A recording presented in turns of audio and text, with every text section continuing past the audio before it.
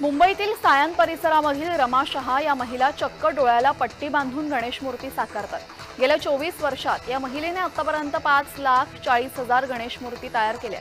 रमा शहा यांना आतापर्यंत Guinness book of world record, Maharashtra Ratna award, Limca book of world record, best of India record असे अनेक पारितोषिकं त्यांनी पटकावली।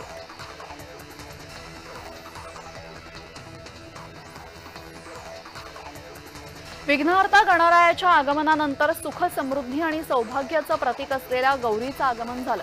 भाद्रपद महिन्यात शुद्ध पक्षामध्ये अनुराधा नक्षत्रावर ज्येष्ठा गौरीचं आगमन होत असतं आणि घरात सुख समृद्धी यावी यासाठी गौरीचं पूजन केलं जातं।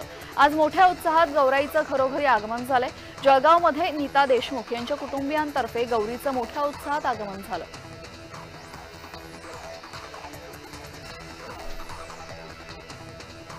गणेशोत्सवामध्ये तिसऱ्या दिवशी गौरी गणपतीचं आगमन होत असतं। यावेळेस मोठ्या उत्साहामध्ये गौरीचं आगमन झालेलं आहे। भक्तिमय वातावरणात येवला शहरातील अनेक महिलांनी गौरीचं पूजन केलं। यावेळेस सुवासिनी महिलांनी आपल्या गौराईचं विधिवत पूजा करत स्थापन केल्यामुळे या दिसून आलं। या गौराईमध्ये नैवेद्य दाखवून महाआरती देखील करण्यात आली। आज पहिल्या दिवशी भाजी भाकरीचा नैवेद्य गौराईला दाखवण्यात आला असून दुसऱ्या दिवशी पुरणपोळीचा नैवेद्य गौराईला दाखवण्यात येतो। गौराईच्या आगमनाचा या सर्व महिलांना आढावा झाला, आनंद झालाय।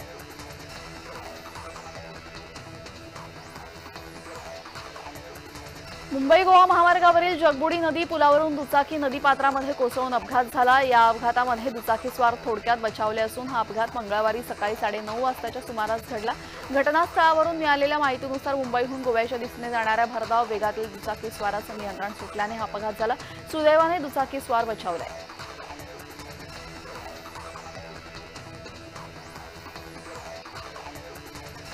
राज्यसेवा पूर्वपरीक्षा रद्द करून 15 दिवस उलटल्यानंतरही महाराष्ट्र लोकसेवा आयोगाने पुढच्या परीक्षेची तारीख जाहीर केलेली नाहीये। त्यामुळे विद्यार्थी आक्रमक झाले। 25 ऑगस्टला ही परीक्षा होणार होती।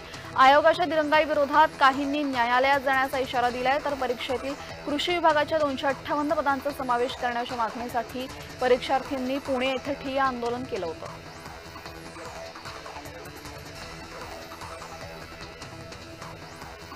राज्याच्या तिजोरीवर आर्थिक चणचण असल्याने गृहरक्षक दलाच्या प्रतिदिन भत्त्यांमध्ये वाढ करण्याचा प्रस्ताव वित्त विभागाकडून फेटाळण्यात आलाय। त्याचा फटका राज्यातील 50,000 गृहरक्षक दलाच्या जवानांना बसलाय। राज्यातील महिला, शेतकरी, युवा, मागासवर्ग आणि समाजातील सर्व दुर्बल घटकांना आर्थिक मदत आणि प्रगतीच्या संधी उपलब्ध करून देण्यासाठी विविध योजनांची घोषणा सरकारकडून करण्यात आली आहे।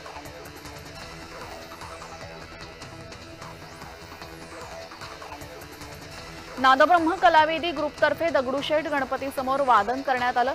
या ग्रुपने जे वादन सादर केलं त्याला चंडा असं म्हणतात। याबाबत ग्रुपचे वादक लतीश यांनी माहिती दिली।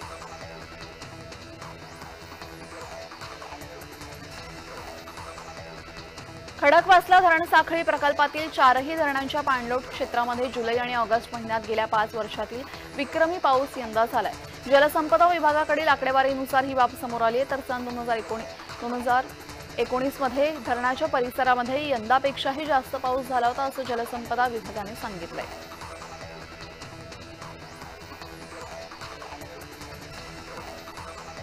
नाशिकमध्ये ढोलताशा महोत्सवाचं आयोजन करण्यात आलं। या महोत्सवामध्ये सिनेक्षेत्रातील कलाकारांसह राजकीय क्षेत्रातील देखील मान्यवरांनी उपस्थिती दर्शवली।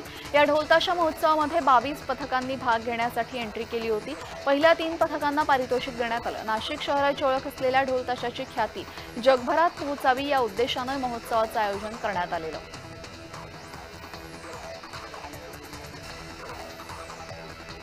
नाशिकच्या पंचवटी कारंजा परिसरामध्ये युवकाची हत्या झालेली आहे। पोलीस चौकीतून हाकेच्या अंतरावर असलेल्या ठिकाणी ही घटना घडली आहे। म्हसरूळ परिसरामध्ये अतुल सूर्यवंशी नामक युवकाची रात्रीच्या सुमारास हत्या झाली। डोक्यावर पेवर ब्लॉक मारून हत्या करण्यात आली आहे। अज्ञात आरोपींचा पोलिसांकडून शोध सुरू आहे। सणासुदीच्या काळात घडलेल्या घटनेनं परिसरात भीतीचं वातावरण आहे।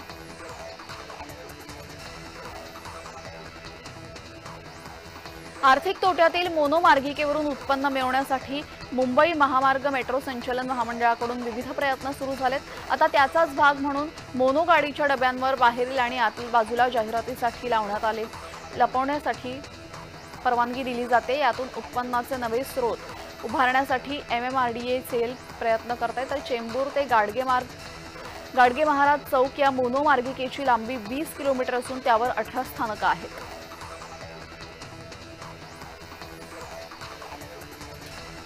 मुंबई पुणे महामार्गावर पहाटेच्या सुमारास झालेल्या अपघातामध्ये एक प्रवासी ठार झाले तर चालक जखमी झालाय. खासगी बसची पिकअप व्हॅनला धडक असून हा अपघात झालाय. अपघातात बसच्या समोरील बाजूचं नुकसान झालंय.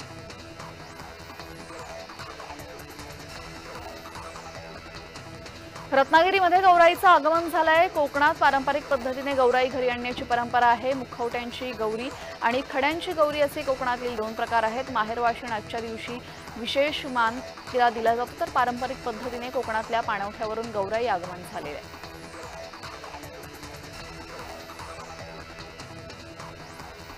कोकणात गणेश चतुर्थीला अनेक गणेश भक्त वैविध्यपूर्ण सजावट आपल्या लाडक्या बाप्पाचरणी करत असतात. सिंधुदुर्ग जिल्ह्यातील कुडाळमधील साळगाव येथे हिंगलाय देवी आणि आता मुंबईतील अंधेरी वर्सोवा गावात असलेल्या हिंगलाय देवीचा हुबेहूब सोन्याचा गाभारा आणि देवीची मूळ प्रतिमा इथं साकारण्यात आली. इको फ्रेंडली अशी सजावट असून स्नेहल धुरी यांनी साकारलेली आहे.